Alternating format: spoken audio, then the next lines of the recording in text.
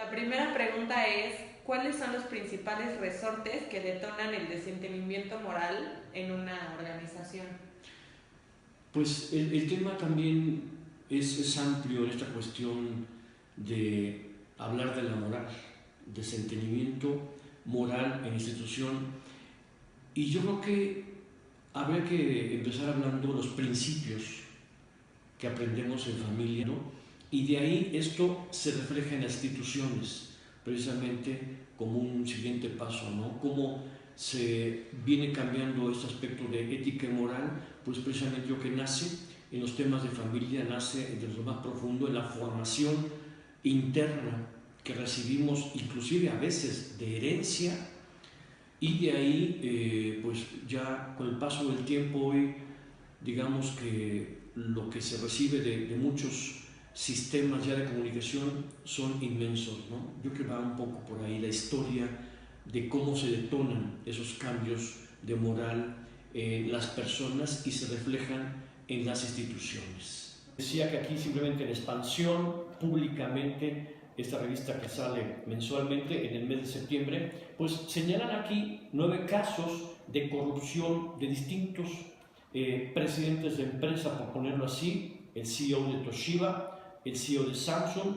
el caso muy sonado de Volkswagen también, el CEO de Barclays Bank, Wells Fargo Bank, etcétera, de grandes personajes que han venido, digamos, faltando definitivamente a su ética y al cumplimiento de los preceptos que marca la empresa. Muchos de esos yo creo que tienen en cierto modo un origen de tienes que incrementar ventas, tienes que ser la mejor, tienes que vender más, y todo esto también provoca esa situación, ¿no? Entonces habría que definir un poco ahí que ese entendimiento y que esa ética tiene que ser parte de la estructura de la empresa.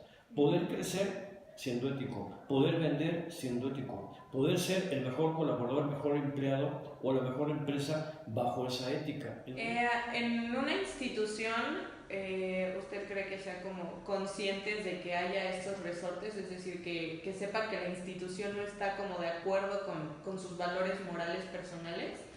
Yo creo que las instituciones en sí tienen algunas reglas. En mi opinión, podemos dividir, digamos, en dos partes. Uno, instituciones chicas, familias, empresas familiares o empresas pequeñas de menos de 50 personas, en donde se van dando pocas reglas, nos vamos conociendo y hay más bien una actitud de mucha confianza.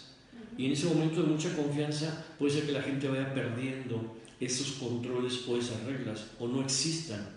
En mi experiencia en empresas grandes empresas, hay código de conducta, hay un código de ética, hay manuales, hay procesos muy bien definidos y la gente sabe como que bajo un término de ley qué debe y qué no debe hacer. Claro.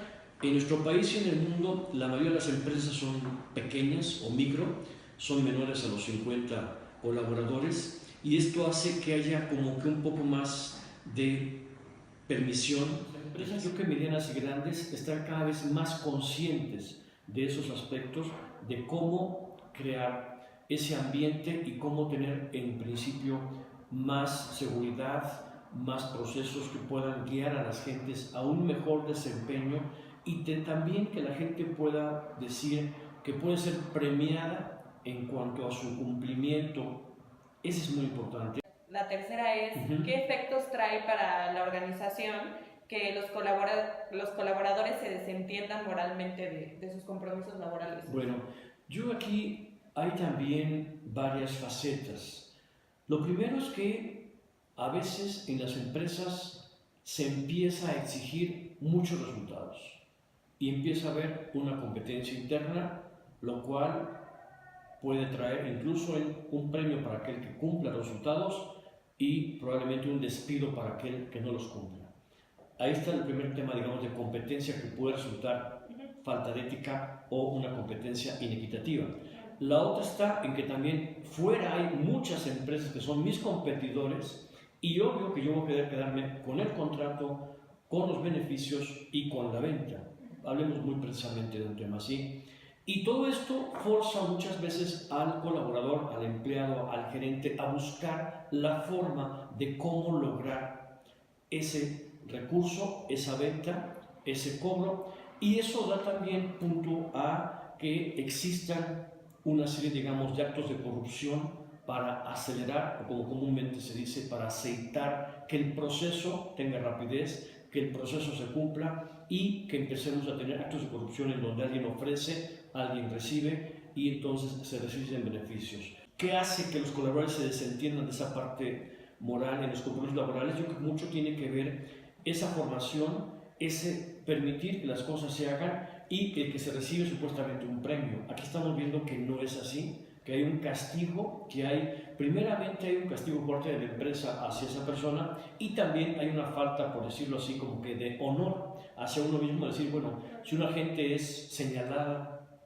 públicamente de que cometiste un fraude o un acto poco ético, pues ya en la comunidad esa gente te va a decir que qué está pasando y no va a confiar en ti y bueno, conseguir trabajo por supuesto va a ser mucho más difícil, ¿no? Igual a la empresa le afecta como en su reputación, ¿no? Por supuesto, por supuesto, yo que la empresa tiene mucha razón, la reputación de la empresa, decimos que esa empresa es muy corrupta, con esa empresa podemos hacer lo que queremos, les puedes pedir dinero para lograr lo que sea porque siempre dan, o bien te lo van a ofrecer.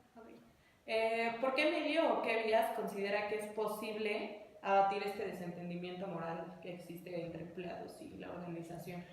Es un tema, como te comentaba, complejo. Yo creo que no hay una receta directa ni perfecta, ¿no? Por una parte, contar con ese código de ética, ese código de conducta en la empresa. Lo segundo es el ejemplo desde los más altos directivos, aun cuando te acabo de comentar que en estos 9 ejemplos son los altísimos directivos de las empresas los que están saliendo a la luz que han cometido, de acuerdo a la ley de expansión, algunos fraudes. Entonces, pues yo creo que tenemos que ver desde esa práctica normal de decir el cuidado por las cosas, la ética en el empleo, lograr los objetivos y los resultados de la empresa siempre con ética. Yo creo que premiar la honestidad puede ser un tema importante, contar con los controles y procesos. Yo creo que también, aunque no podemos tener controles y procesos para todos, vamos a volver una empresa de puro control y de puro proceso, olvidarnos de que cada persona puede por sí sola llegar a controlarse y llegar a actuar correctamente, ¿no? Pero sí, lo comentaba hace un rato, las empresas medianas y grandes, yo creo que tienen menos actos de corrupción, en cierto modo más controlados, etcétera. Quizás de mayor cuantía, por supuesto, pero como hay más controles y hay más riesgos también de que sean descubiertos, puede ser que sea menor y las personas en las empresas menores pueden ser mucho más fácil el poder tener este tipo de cosas, ¿no? Entonces, yo creo que hoy en día se tienen más gerentes de cumplimiento, gente que está más directamente relacionada con la responsabilidad social corporativa, que puede también tener un ramo en ese sentido, no tanto el director de recursos humanos, que también puede recaer ahí, sino también un director de responsabilidad social corporativa que entre una de sus líneas pudiera tener también los temas de la ética de la misma empresa, la honestidad y poner en claro de parte incluso de los mismos dueños que se trabaja bien con ética y que se premia la ética, ¿no? Cuando los dueños se sabe que son gente poco honorable, es difícil, obvio, que los empleados colaboradores puedan seguir con un buen ejemplo. Simplemente es exigir tu responsabilidad, tu trabajo, tienes que cumplir y cuando yo he escuchado al precio que sea, estamos rompiendo toda clase de límites y haciendo muy fácil, digamos, esa actitud de decir, tú lo dijiste, yo simplemente sigo tus instrucciones y así están las cosas, ¿no? Yo creo que es muy lamentable el caer en un acto de corrupción, el ser señalado por la autoridad y también el ser despedido con un mal prestigio de una empresa. Pues eso es todo, prof. Muchas gracias. Un gusto. Al contrario, gracias. Buenas tardes. Bueno, para la conclusión de nuestro video, consideramos que primeramente hay que explicar qué es un desentendimiento moral y que es cuando los individuos desarrollan estándares morales a medida que van pasando por diferentes etapas de crecimiento.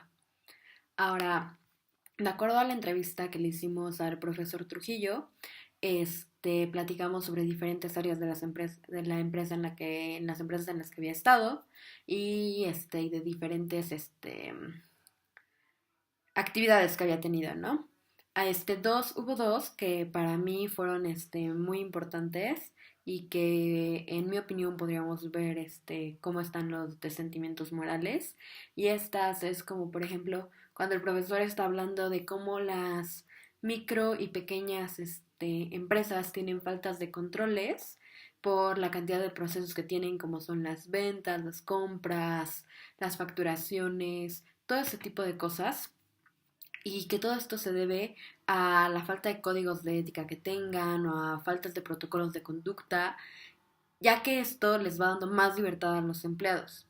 Entonces, en mi opinión, pienso que puede llevar a un tipo de mecanismo de este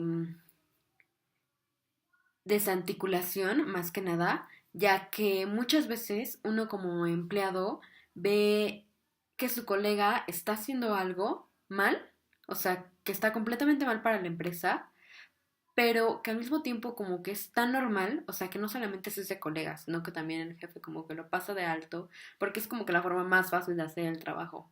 Entonces como que nadie dice nada. Entonces, uno mismo, o sea, uno mismo como empleado, con el tiempo, creo que empieza a hacer lo mismo y lo mismo y lo mismo. Y de esta forma, pienso que se puede llegar a caer en que sí, lo hice mal, pero pues uno más del montón, pues no pasa nada. O sea, ¿qué repercusiones puede haber si es uno más y todo el mundo lo hace? Entonces, pues, ¿por qué tendría que verme yo, ¿cómo se dice? ¿Por qué tendría que verme perjudicado si alguien más lo está haciendo? Entonces, pienso que eso como que influye mucho, en especial en la cultura mexicana. O sea, si alguien más lo está haciendo, ¿por qué yo no puedo hacerlo? Ahora, por otro lado, otro de los que me llamó la atención es la competencia interna que, o sea, que es normal dentro de las empresas. Todas las empresas lo tienen, es parte de la cultura organizativa que tienen cada una de las empresas, pero este tipo de competencias puede llegar, y así como el profesor lo dice, a forzar a todos los empleados a alcanzar resultados que muchas veces no son posibles. O sea, quieres aumentar las ventas, quieres bajar los costos, quieres hacer todo eso, y está bien. O sea, el punto es que muchas veces uno como empleado al querer alcanzar estos resultados lo lleva a uno a actos de corrupción. Entonces, en mi opinión, se puede pensar que es una justificación moral, ya que en cierta forma lo que uno está buscando es su propio beneficio,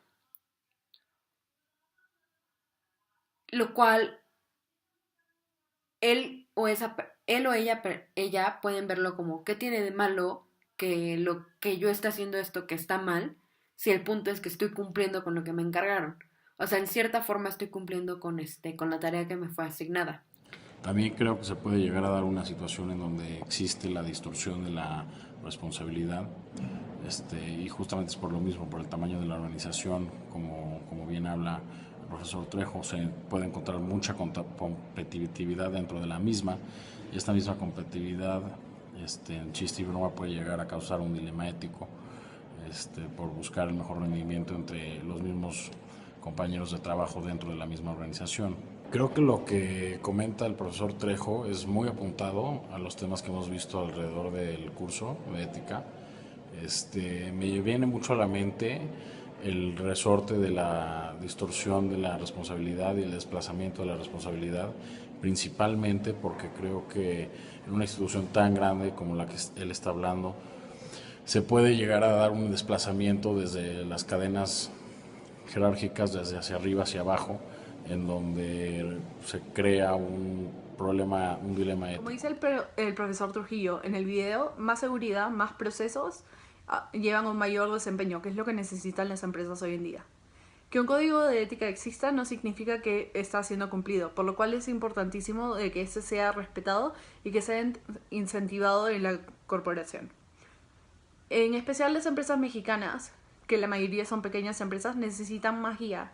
ya que son empresas que están en las etapas en sus primeras etapas, en las cuales necesitan las guías de qué es lo correcto y qué no.